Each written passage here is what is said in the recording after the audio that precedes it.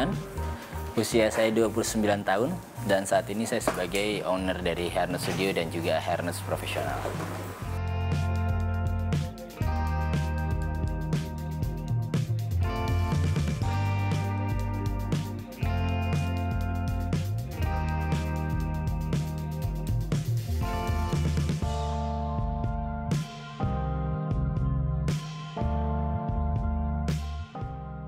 Oke, jadi bisnis ini sebetulnya saya mulai itu dari rumah ya.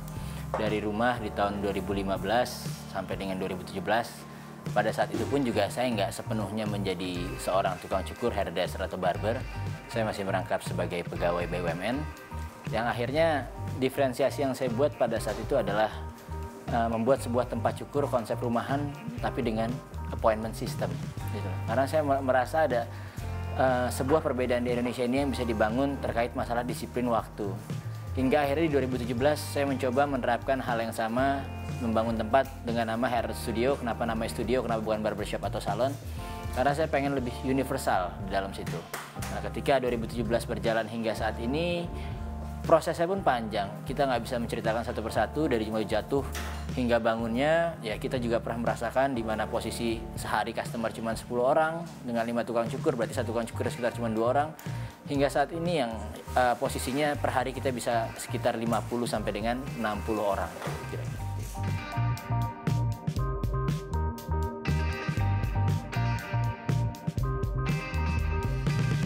Jadi sebuah bisnis tadi kita juga pasti juga mengejar keuntungan gitu. Perbedaan antara bisnis dan warung sama-sama mencari sebuah keuntungan.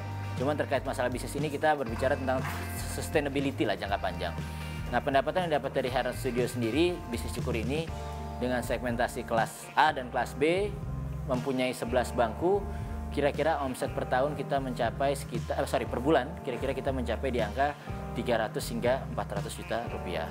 Dengan nilai salaries expense, gaji pegawai di angka sekitar 50% dari nilai total omset. Kemudian operational cost dan rent expense ada di sekitar 20 hingga 25%. Jadi keuntungan bersih sekitar 25%. Kita kalikan dari nilai omset mungkin di angka sekitar 70-an gitu. 70 juta per bulan, dan itu pun juga didapat tidak hanya dari mencukur, tapi fasilitas lain, service seperti cat rambut, penjualan produk dan lain-lainnya itu juga termasuk faktor utama dalam mendapatkan profit yang besar.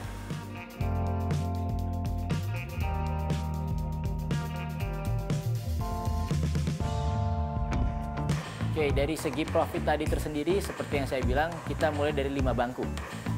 Nah, sampai saat ini akhirnya 11 bangku. Nah, bagaimana cara menambah sebuah bisnis menjadi ekspansi? Nilai profit selalu kita sisihkan dari nilai total, pasti kita akan menyisihkan 50%. 50% jelas untuk investasi. Berupa apa?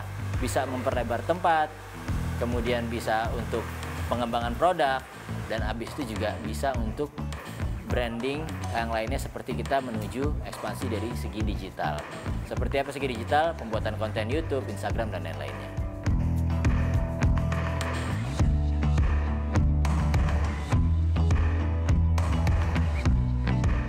Oke, jadi untuk terkait masalah bisnis ini tadi kita juga punya namanya fixed cost. Nah, fixed cost itu adalah sebuah pos terbesar dalam sebuah bisnis. Banyak orang yang berpikir hanya untung dan rugi tanpa memikirkan sebuah fixed cost-nya. Nah, fixed cost mungkin terbesar di bisnis ini jelas selama tempat kita dalam menyewa itu bisa menghabiskan sekitar 10 hingga 15% daripada nilai sewa tersebut. Gitu. Dan habis itu yang kedua tentunya salaries expense, gaji pegawai, itu kita bisa mengambil sampai angka 50%. Dan yang terakhir adalah operational cost, mungkin di angka 10%. Jadi tadi saya bilang, kembali lagi nilai titik bersihnya kita hanya mendapat sekitar 20 hingga 30% daripada total omset.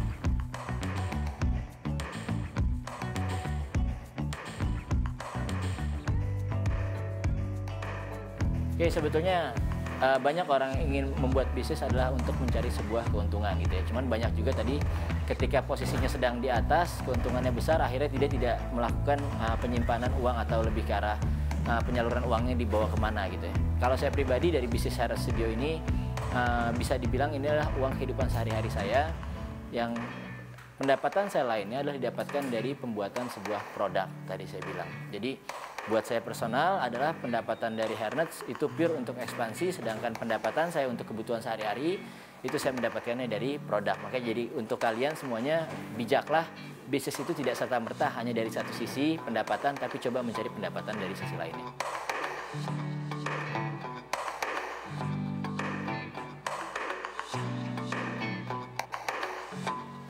Oke, terkait masalah investasi jangka panjang dan lain-lain. Saya pribadi punya istri dan punya 2 orang anak yang tentunya kalau dari segi pendapatan yang bisa dibilang sudah cukup sustain. Investasi saya lebih ke arah penabungan dari segi nilai asuransi justru ya, pasti kesehatan, baik asuransi pendidikan. Nah, di lain sisi juga saya menggunakan dolar, penukaran dolar segala macam, karena kita tahu negara kita ini cukup negara berkembang dan inflasi yang terjadi pada dolar itu sangat signifikan ataupun terhadap emas. Jadi saran saya untuk kalian yang mencoba-coba dalam bentuk investasi dan lain-lain, sebelum berinvestasi kira-kira pelajari dulu, karena setiap market dan investasi di setiap negara itu kita tidak bisa menyamaratakannya, dan kita harus membaca market Indonesia itu seperti apa kira-kira.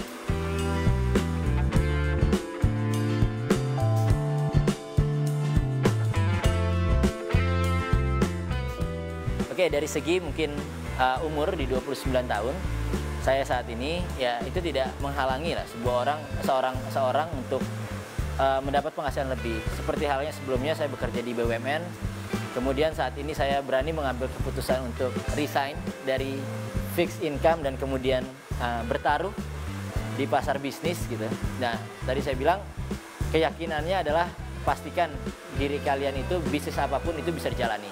Mungkin kebanyakan orang Indonesia berpikir bahwasannya bisnis cukur nggak ada yang mau punya cita-cita anaknya itu jadi tukang cukur gitu ya. Nah, cuman pada saat sampai detik ini saya berhasil membuktikan bahwasannya bisnis cukur yang dijalankan dengan passion dan mengerti akar dari segalanya itu bisa menghasilkan pendapatan di atas 100 juta setiap bulannya. Jadi dalam artian semangat menjalankan bisnis kecil di Indonesia, kreatif pun juga pasti akan mulai berkembang di industri Indonesia. Nama saya Iman Taufik Jadiningrat, usia saya 29 tahun. Saya sebagai owner Herald Studio dan juga Herald Profesional. Pesan kalian dalam menjalankan bisnis di era milenial sekarang, percaya bahwasannya usaha sekecil apapun tidak pernah akan mengkhianati hasil. Dan tentunya diferensiasi dalam menjalankan sebuah bisnis merupakan kunci keberhasilan dalam sebuah bisnis. Dan terakhir adalah manfaatkan kapasitas kalian dalam membangun konsep branding melalui digital marketing, karena dalam keseharian kalian penggunaan handphone dan lain-lain itu menjadikan keseharian yang sudah tidak bisa dipisahkan. Jadi terus semangat dan percaya. Terima kasih.